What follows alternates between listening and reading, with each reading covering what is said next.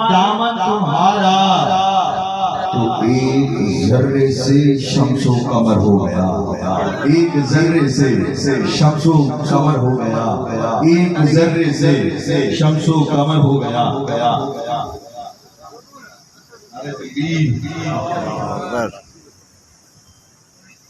نعرہ تکبیر، نعرہ رسالت۔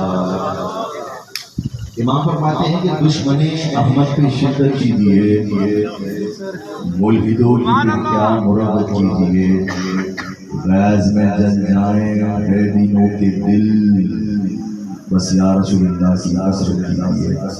نعرہ رسالت، نعرہ تحقیق، نعرہ حیدری، نعرہ غوثیہ۔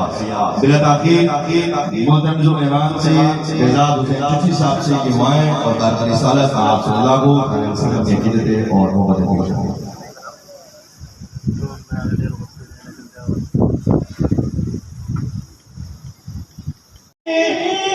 نور خدا ہے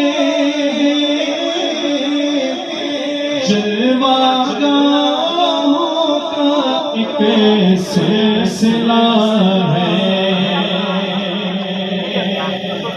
سبحان اللہ۔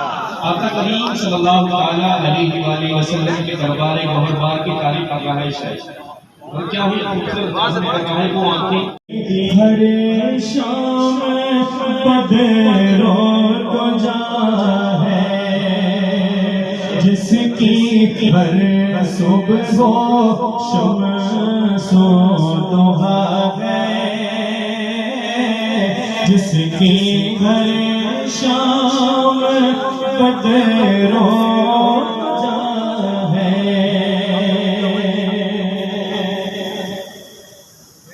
نام جنت کا تم نے سنا ہے، میں نے اس کا نظارہ کیا ہے، میں یہاں سے تمہیں کیا بتا دوں،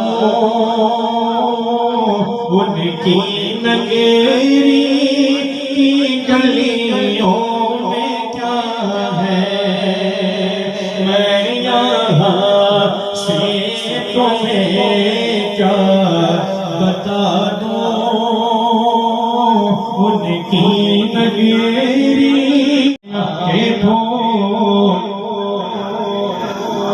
بی بی آمنہ کے پھول، اللہ اللہ بی بی آمنہ کے پھول، اللہ اللہ اللہ اللہ کہو، اللہ اللہ اللہ کہو، اللہ اللہ بی بی آمنہ کے پھول، اللہ اللہ جشن آمد رسول، اللہ اللہ۔ جب کہ سرکار تشریف لانے لگے، جب کہ سرکار تشریف لانے لگے، پورا غلمان بھی خوشیاں منانے لگے، ہر طرف نور کی روشنی چھا گئی، مصطفیٰ کیا ملے زندگی مل گئی، اے غلیمہ تیری گود میں آ گئے، اے غلیمہ تیری گود میں آ گئے،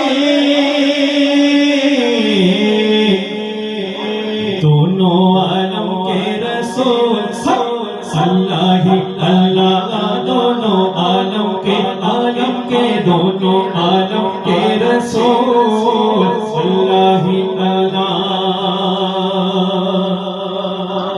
چہرہ مصطفیٰ جب دکھایا گیا، چھکائے تارے اور چاند شرما گیا،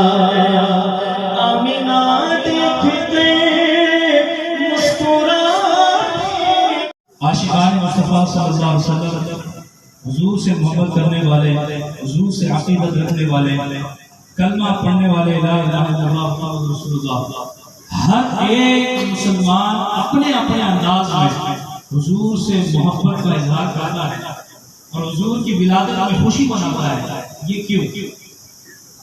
اور محفل میلاد کس طرح منانی چاہیے؟ دیکھیں، عید کہتے ہیں خوشی کو، جیسے کہ عید الفطر ہے، عید الاضحیٰ ہے، کیونکہ اس عیدوں پر، دونوں عیدوں میں ہم خوشی مناتے ہیں۔